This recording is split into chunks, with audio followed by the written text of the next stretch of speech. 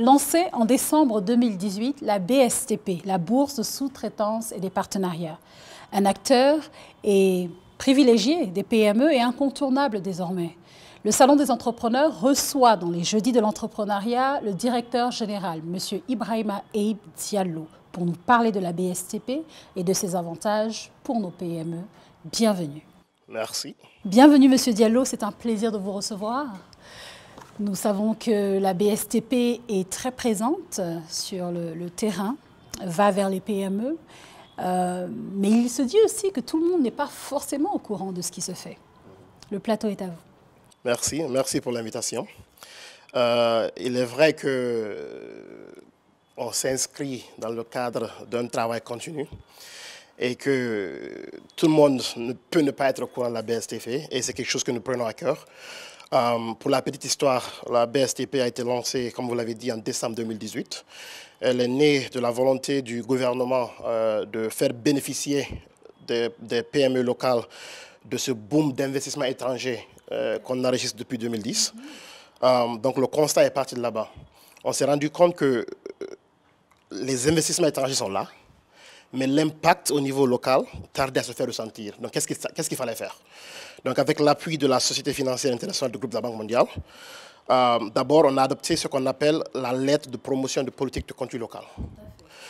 Cette lettre qui met en avant les compétences locales et qui crée un cadre réglementaire qui permet aux entreprises locales de bénéficier des opportunités qui existent aujourd'hui. Donc, pour revenir à la BSTP, notre mission s'articule autour de 4 piliers. Le premier pilier, c'est l'accès à l'information. L'accès à l'information. L'accès à l'information. Très important. Quand je parle de l'accès à l'information, en fait, on dénote qu'avant la BSTP, en tant qu'entrepreneur, les gens ne savaient pas où aller pour savoir quelles sont les opportunités qui sont disponibles. Je donne un exemple. Je suis une entreprise qui travaille dans le BTP. Je veux accéder à la chaîne de valeur minière. C'était une chaîne de valeur qui était complètement fermée. Donc, soit tu es enregistré au niveau des miniers, ou soit tu ne l'es pas. Et si tu ne l'es pas, tu n'as pas cette visibilité par rapport à où sont les opportunités. Donc maintenant, à travers la BSTP, une fois que tu es enregistré, une fois qu'une opportunité est disponible au sein des entreprises minières membres de la BSTP, automatiquement, tu es consulté. Donc, vous recevez une notification ou un email vous disant qu'il y a une opportunité disponible, vous pouvez aller en ligne à travers notre plateforme pour soumissionner. Donc cela règle un problème d'accès à l'information pour les PME. Donc, je me permets, lorsque vous êtes enregistré à la BSTP vous informe lorsqu'il y a des opportunités dans votre secteur d'activité. C'est ça, c'est ça. Donc, au cours de l'enregistrement, nous, on fait une sorte de préqualification, de validation d'informations. Est-ce que vous avez un SCM? Est-ce que vous avez un NIF? Il faut être formalisé. Surtout lorsqu'on veut pénétrer le marché minier, qui est un marché très, très, très rigoureux. Donc, dans ce cadre-là, on fait une sorte de due diligence pour se rassurer que les PME qu'on présente aux donneurs d'ordre sont des PME qui sont aptes à exécuter, à fournir des biens de services. Donc, une fois qu'elles sont enregistrées, l'appel d'offres est posté par le donneur d'ordre. La PME elle-même reçoit une notification instantanément. D'ailleurs, on vient de refaire notre nouvelle plateforme. On a fait une refonte maintenant qui permet aux PME de s'enregistrer, de suivre tout le processus en ligne, du début à la fin, de l'enregistrement jusqu'au paiement, et suivre l'évolution des appels d'offres plus facilement, mais aussi avoir accès à des ressources qui les permettent de se former à distance. Donc tout cela a été fait dans le cadre du Covid, qui nous a appris qu'il faut digitaliser encore plus, qu'il faut innover et qu'il faut trouver les moyens de se rapprocher de tout le monde. Ouais. Donc au-delà de cela aussi, il y a tout un volet renforcement de capacité. En plus de l'accès à l'information. Plus de l'accès à l'information. Au niveau renforcement de capacité, c'est un volet primordial et extrêmement important. Parce que souvent, à travers les échanges avec les donneurs d'ordre, on se dit pourquoi vous ne faites pas plus avec les entreprises locales? Donc, il y a toujours cette question de renforcement de capacité qui revient. Donc, on s'attelle à travailler avec nos PME, à faire des diagnostics, à faire des sessions de mise à niveau et du coaching et de l'accompagnement.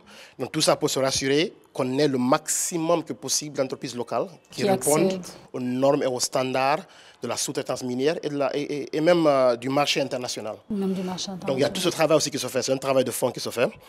Depuis le lancement de la BSTP, on a eu déjà formé plus de 2500 entrepreneurs. C'est ce que j'allais demander. Depuis le lancement, combien d'accompagnements avez-vous fait à peu près? Depuis le lancement, on a déjà pu former plus de 2500 entrepreneurs. 2500 2500 entrepreneurs dans divers secteurs.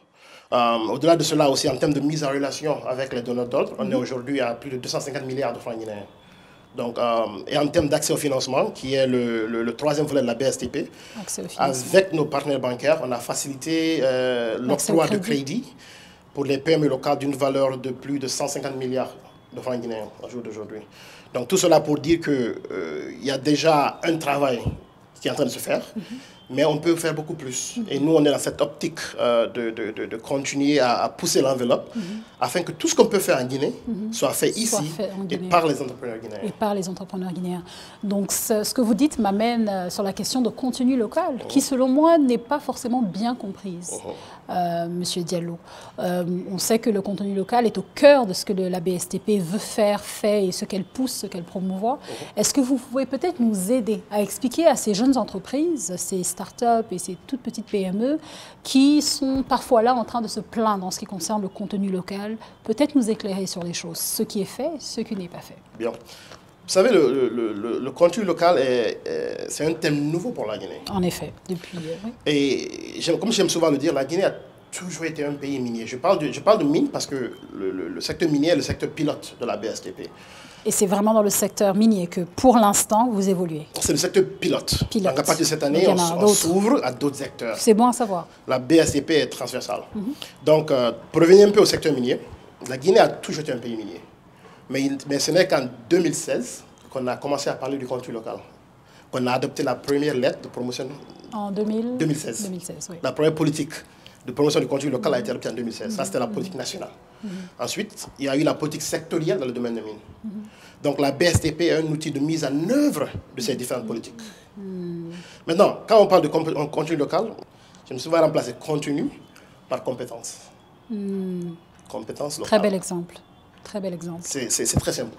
Le contenu local, c'est la promotion des compétences locales. Tout à fait. C'est la mise en avant de tout ce qu'on fait de bien. Très bel exemple. C'est la promotion des compétences locales. La promotion des compétences locales. Il ne faut pas juste se plaindre et parler de contenu local, il faut avoir la compétence d'exécuter. La compétence est au cœur du contenu local. On ne peut pas parler de contenu local sans parler de compétences locales. Magnifique. Donc souvent quand j'échange avec les gens, et il y a cette notion de contenu local qui est un peu...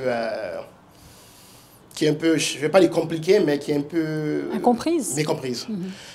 Donc, je reviens souvent sur la compétence locale. C'est la mise en avant de tout ce qu'on fait en termes d'emploi et en termes d'achats locaux.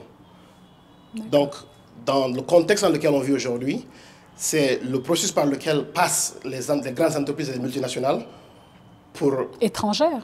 Étrangères et surtout. Locales même. Étrangères et locales. C'est pour ça que je dis les grandes entreprises et les multinationales. Parce que, au fait, même quand tu parles des entreprises locales qui sont des grandes entreprises, elles font du contenu local parce qu'elles sous-traitent des services, des services. Ouais. Elles emploient des locaux. Donc on peut parler de contenu local dans ce cadre-là aussi. Mais c'est un thème qui s'applique beaucoup plus aux multinationales. Ouais. Et quand elles viennent en Guinée, c'est un outil pour elles pour créer de la valeur locale, pour stimuler l'économie locale. Tout à fait. Donc, pour revenir un peu à la question, contenu local, il faut penser aux compétences locales, la mise en avant des compétences locales, tout ce qu'on fait de bien en Guinée. À vous écouter, Monsieur Diallo, si quelqu'un n'est pas enregistré à la BSTP, on a envie d'aller le faire tout de suite. Quelles sont les étapes? Vous avez parlé de l'accès à l'information en ligne, je pense que ça peut être fait. Qu'est-ce que l'on doit faire? Je suis une entreprise, un jeune entrepreneur qui vous regarde. Demain ou tout à l'heure, j'ai envie d'aller m'enregistrer à la BSTP. C'est simple. On a le locaux à la minière, donc l'entrepreneur peut venir à la minière s'enregistrer. Et maintenant, à travers notre nouvelle plateforme... Ça coûte quelque chose? 1 million de francs guinéens par an. Par an. Par an, pour les entrepreneurs. Et à partir de demain, on va lancer notre plateforme. Cette nouvelle plateforme permettra à l'entrepreneur de suivre tout le processus en ligne. C'est-à-dire qu'il peut créer son compte en ligne, il télécharge la documentation requise, il fait son paiement et il a automatiquement accès aux offres sans même venir à la BSTP. Donc, on a mis cet outil en place pour réellement faciliter l'accès aux opportunités, encore une fois. Tout à fait. Donc, à travers son téléphone, il peut s'inscrire. Et nous, on reçoit la documentation en ligne. Donc, on fait notre processus de validation. Et son compte est activé. Et il reçoit tout. Il reçoit tous les prêts à partir. Ils sont invités à soumissionner aux appels d'offres, à toutes les ressources que nous avons en termes d'accompagnement et de renforcement de capacité. Et s'il y a un besoin de financement aussi, il peut nous saisir afin qu'on puisse le mettre en contact avec nos partenaires financiers, pour un accompagnement beaucoup plus accentué. Alors, Monsieur Diallo, je vous écoute, très intéressant. Je suis encore le jeune entrepreneur, l'entreprise qui n'est pas encore la BSTP. Mais je me dis, bon, la BSTP fait des mines, ou c'est surtout, comme vous l'avez dit, le secteur minier et le secteur pilote. C'est ça. Donc, vous allez vous ouvrir à autre chose. Est-ce que je devrais attendre que la BSTP s'ouvre pour m'enregistrer? Je fais de la coiffure, de l'esthétique, cosmétique. Qu'est-ce que j'irai faire dans les mines? Qu'est-ce que vous avez à dire à ces entrepreneurs-là? Vous savez, la beauté du secteur minier, c'est que tous les secteurs de l'économie se retrouvent là-dedans.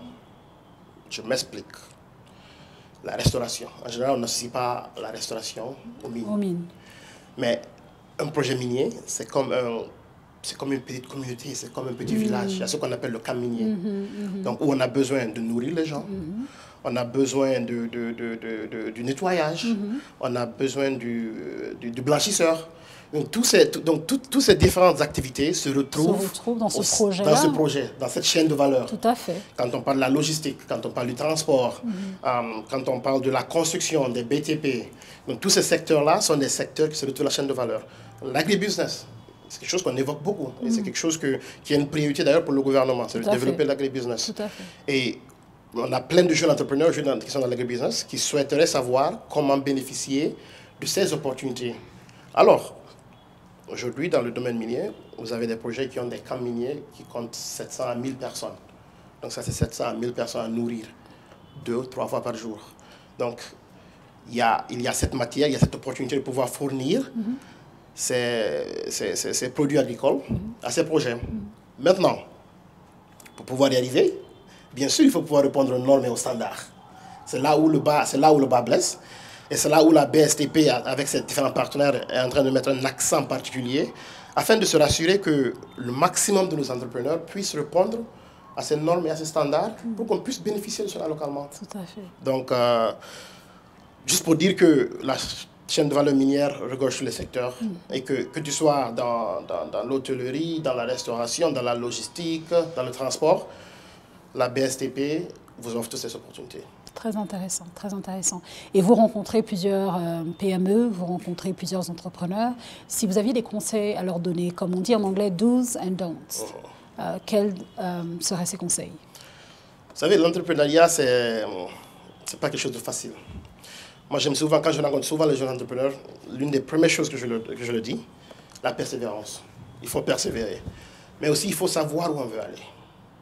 Il faut avoir une vision claire de ce qu'on veut faire. Il faut avoir un plan d'action bien défini. Et il faut de la passion. Je pense que... il faut aimer ce qu'on fait. Il faut aimer ce qu'on fait. Je pense que c'est surtout ça. Et ça, je le dis non seulement aux entrepreneurs, mais aux jeunes en général que je rencontre. Quand vous faites quelque chose où vous avez de la passion, c'est pas du travail. Et vous allez vous développer rapidement. Donc, je dirais la persévérance, la passion, l'organisation. Mais aussi, aujourd'hui, en Guinée, on a quelque chose de spécial qui se construit. On a un écosystème qui est là, qui fait la promotion de l'entrepreneuriat. Jetons un coup d'œil 10 ans ou 15 ans avant. L'environnement n'était pas le même. Nous sommes une génération... Il y a une nouvelle génération qui est là. Il y a des structures telles que la BIP, vous avez la BSTP, vous avez la GIP, vous avez le SADEN. Donc, il y a plusieurs structures qui sont là et qui sont destinées à accompagner ces jeunes entrepreneurs. Tout à fait. Donc, mon conseil, c'est de se rapprocher de ces différentes structures, de savoir d'abord tout ce qui a été mis en place et de bénéficier de cet accompagnement. C'est ça, et de cet environnement qui se crée, de cette synergie qui existe aujourd'hui. Merci beaucoup, Monsieur Diallo. Merci d'être venu dans les Jeudis de l'entrepreneuriat, d'avoir partagé avec nous votre expérience, mais également nous avoir permis de découvrir un petit peu plus ce que la BSTP fait. Merci. Eh bien, difficile de rajouter sur ce que M. Diallo vient de dire. Il est le directeur général de la Bourse de sous-traitance et des partenariats en République de Guinée. Nous l'avons reçu pour vous dans cet épisode Les Jeudis de l'entrepreneuriat. Nous vous disons merci, chers téléspectateurs, et à bientôt dans un prochain numéro.